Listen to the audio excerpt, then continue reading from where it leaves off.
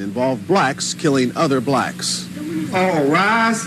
General Sessions Judge Bernice Donald presides over 9,000 cases a year in her courtroom, and many are black-on-black crimes. Judge Donald says that in many cases, people who have no control over their lives let their emotions take hold and react violently. Given an opportunity to look back, individuals will oftentimes admit, well, that was senseless.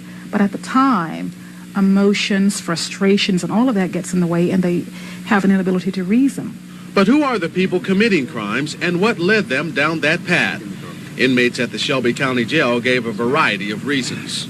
At the time of my crime, I can't initially say that I was under influence of drugs, but it was all drug-related. So I quit school to try to get a job. So I couldn't get no job.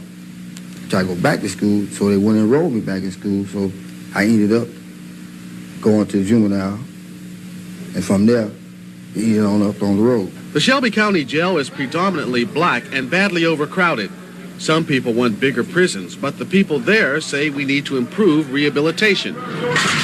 Instead of just building warehouses and this, what we say, just throwing them in there, chunking them in there, however, and give them a certain length of time and put them back out in the street, then there's no rehabilitation there. Your life is affected by crime, directly or indirectly. For that reason, crime is not a black or white issue. It's a problem the entire community will have to deal with. Police say there will always be people who pursue a life of crime, but in some cases, people who can be rehabilitated don't receive treatment for their drug problem and are often released back into the same environment with no job or alternative but to keep committing crimes. Bob, you mentioned that drug use and abuse is flourishing in certain neighborhoods. What can the people living there do to fight that? Well, Claudia, all too often, people say they can identify the drug dealers, but they're afraid to identify them because they fear retaliation. And they say they have to live in these neighborhoods, and the police can't provide them 24-hour protection. It's catch-22. Exactly. What's happening tomorrow? Tomorrow, Esme Murphy will take a look at housing and neighborhoods. A man's home is said to be his castle, but are our castles fortresses against those of the opposite race? Tonight, in Part 5 of our series on race relations, Esme Murphy examines the issue of race and neighborhoods. Esme? Well, Jerry, when we went out into communities, what we found were two distinct trends. The first trend is that neighborhoods across the Mid-South are slowly becoming integrated. The second trend is that many whites are leaving those integrated neighborhoods. Home is where the heart is, and where are our hearts on this issue of living side by side? The neighbors won't sell to blacks. They just will not sell the homes to blacks. And no white wants to live out here because there's blacks moving in. In communities like Fraser and Whitehaven in Memphis, blacks are moving into areas that were once all white, and there are fears that a way of life is ending. We had a pretty good community, and they come in there with that. It knocked the value of the property down just like that. You mean when the blacks moved in? That's right. These are the feelings that are fueling white flight from urban areas. It began when busing started. From the turn of the century to 1970, the census takers showed a steady increase in Memphis' white population. Then in 1972 came court-ordered busing. The 1980 census showed an 8% drop in white population. The busing of Memphis City school students has dropped dramatically, but white flight continues. The 1987 projections show there will be fewer whites here than there were in 1960. As whites leave, blacks are taking their place. Wherever there's a house for sale, they move in. I like this house up here. If it's for sale, people moved out of there and they sold to colored.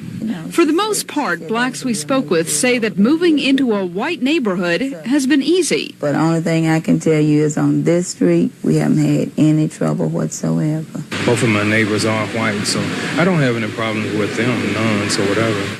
Many whites in integrated neighborhoods agree. We live in South Haven, and we do have, mixed races over there, and I think things have gone real well. Realtors say that it is now the color green that counts when it comes to housing, and that even in the havens of white flight, blacks are moving in. You have blacks living in East Memphis, you have blacks living in Germantown. A black person can live anywhere they can afford to buy a home. So there are two trends, white flight and the slow integration of our neighborhoods. Which trend will win out? Memphis State professor and political consultant John Bakke sees white flight continuing, and he says with it will come a decline in our overall quality of life.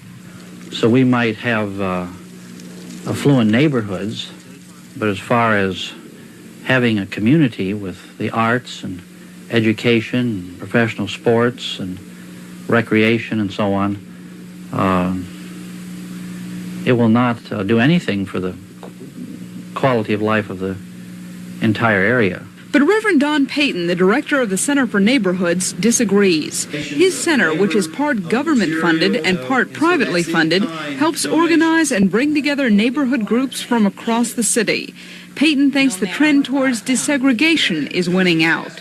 Memphis is on the upswing in terms of improved communications among the various ethnic groups in Memphis and Shelby County. Memphis is moving in a positive direction, not a negative direction.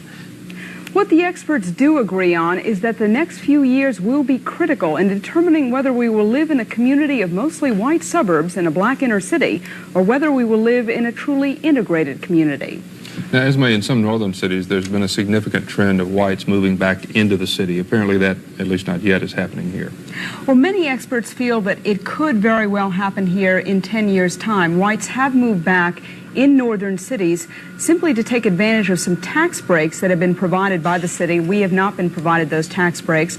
And also because of the advantages of city life, the beautiful homes, older homes that exist here. A lot of people feel that eventually, 10 years from now, that trend will take place. In any event, it's a long-term process. It is a long-term process. We are a little behind in this trend compared to some northern cities. The series will continue next week. What is Monday night's segment going to deal with? Monday